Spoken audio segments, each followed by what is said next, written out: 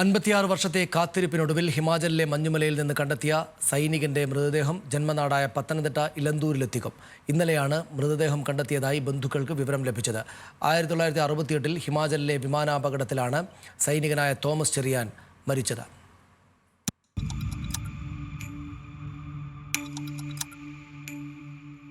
അൻപത്തിയാറ് വർഷം മഞ്ഞടരുകൾക്കുള്ളിൽ പുതഞ്ഞ് ജീർണിക്കാതെ ഒരു മൃതദേഹം കിടക്കുക, സൈന്യമത് കണ്ടെത്തുക, ജന്മനാട്ടിലേക്ക് വീട്ടിലേക്ക് മൃതദേഹം തിരിച്ചെത്തിക്കുക.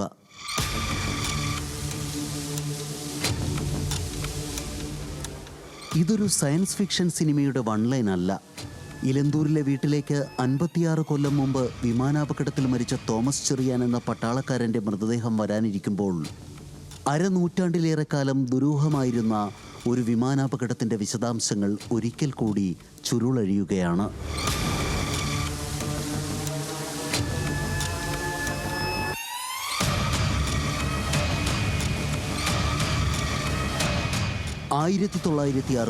ഫെബ്രുവരി 7 അതൊരു ബുധനാഴ്ച ദിവസമായിരുന്നു.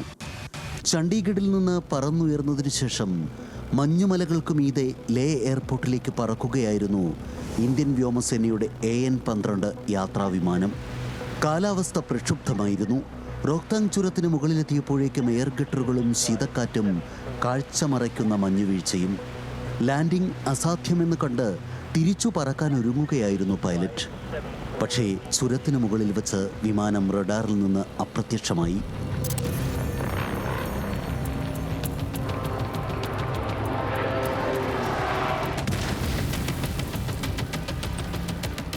മഞ്ഞുമൂടിയ ഹിമശിഖരങ്ങളിലെവിടെയോ അത് തകർന്നു വീണു.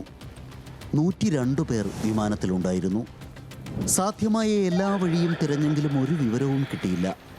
35 വർഷങ്ങൾക്ക് ശേഷം 2003-ൽ ഒരു പർവ്വതാരോഹക സംഘം മഞ്ഞിൽ പുതഞ്ഞ് ജീർണിക്കാതെ കിടന്ന ഒരു ശവശരീരം ധാക്ക ഗ്ലേസിയറിൽ നിന്ന് കണ്ടെത്തി. 18,000 അടി ഉയരത്തിൽ നിന്ന് കണ്ടെത്തിയ ആ ശരീരം AN-12 വിമാനത്തിലുണ്ടായിരുന്ന ബേലിറാം എന്ന സൈനികൻ്റേതാണെന്ന് കരസേന തിരിച്ചറിഞ്ഞു. വിമാനത്തിൻ്റെ നാശാവശിഷ്ടങ്ങളും അന്നാദ്യമായി ആ പരിസരത്തു നിന്ന് കിട്ടി.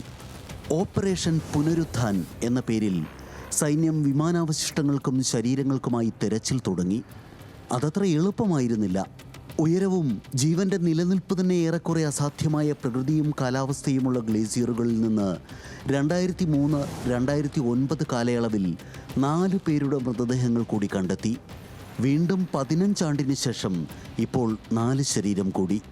അതിലൊരാൾ പത്തനംതിട്ട ഇലന്തൂർ ഈസ്റ്റ് ഒഡാലിൽ OM തോമസിൻ്റെയും ഏലിയാമ്മയുടെയും മകൻ തോമസ് ചെറിയാൻ.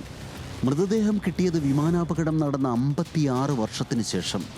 പത്തനംതിട്ട ജില്ലാ കളക്ടറുടെ നിർദ്ദേശപ്രകാരം ഇന്നലെയാണ് ആറന്മുള പോലീസ് സ്റ്റേഷനിലെ പോലീസുകാർ ഇലന്തൂരെ വീട്ടിലെത്തി ശരീരം ഉടൻ വീട്ടിലെത്തിക്കുമെന്ന് അറിയിച്ചത്.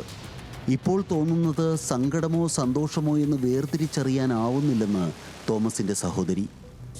വളരെ വിഷമത്തോടും പ്രയാസത്തോടും ഒക്കെയാ എന്നും ഈ നോക്കി പാർത്തോണ്ടിരിക്കുക. കാണാമെന്നുള്ള ഇതല്ലേ, ജീവനോട് വരുമെന്നുള്ള ഒരു പ്രത്യാശ. അത് കഴിഞ്ഞ് ഈ 3 വർഷം മുമ്പ് ഇങ്ങനെ പ്ലെയിനിൻ്റെ അവശിഷ്ടം കിട്ടിയെന്നും പറഞ്ഞ് അവരെ അറിയിച്ചു. 2 ബോഡിയും കിട്ടിയെന്ന് പറഞ്ഞു. അപ്പോഴും നമുക്കൊരു പ്രതീക്ഷയുണ്ട് ഇനി നമ്മുടെയും കിട്ടുമായിരിക്കുമെന്ന്. പിന്നെ ഇപ്പോൾ 3 വർഷമായല്ലോ. പിന്നെ ഇപ്പോൾ ഇത് ഇന്നലെ ആയത് പോലീസുകാർ ഇവിടെ വന്ന് പറഞ്ഞിങ്ങനെ കിട്ടിയിട്ടുണ്ടെന്ന് കേട്ടപ്പോൾ നമുക്ക് ദുഃഖവുമുണ്ട്, ഒരു ആശ്വാസവുമുണ്ട്. കാരണം നമുക്ക് ആ കർമ്മങ്ങളൊക്കെ ചെയ്ത് നമ്മുടെ ആലയത്തിൽ മാതാപിതാക്കളോടൊപ്പം അടക്കാമല്ലോ എന്നുള്ള ഒരു ആശ്വാസം നമുക്കുണ്ട്. സൈന്യത്തിൻ്റെ ഇലക്ട്രോണിക്സ് ആൻഡ് മെക്കാനിക്കൽ എഞ്ചിനീയേഴ്സ് കോറിലെ ക്രാഫ്റ്റ്സ്മാൻ ആയിരുന്നു തോമസ് ചെറിയാൻ. 56 വർഷത്തിന് ശേഷം തോമസ് തിരികെ എത്തുന്നത് കാത്തിരിക്കുകയാണ് നാടും വീടും. മൽഖാൻ സിംഗ്, സിബോയ് നാരായൺ സിംഗ് എന്നിവർ തോമസിനൊപ്പം കണ്ടെത്തിയ മറ്റു 2 പേർ. ഒരാളെ തിരിച്ചറിഞ്ഞിട്ടില്ല.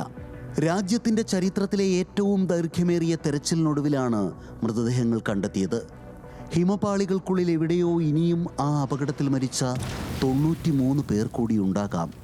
ഓപ്പറേഷൻ പുനരുത്ഥാൻ ഇനി എത്ര കാലം തുടരും അറിയില്ല. News desk, news Malayalam.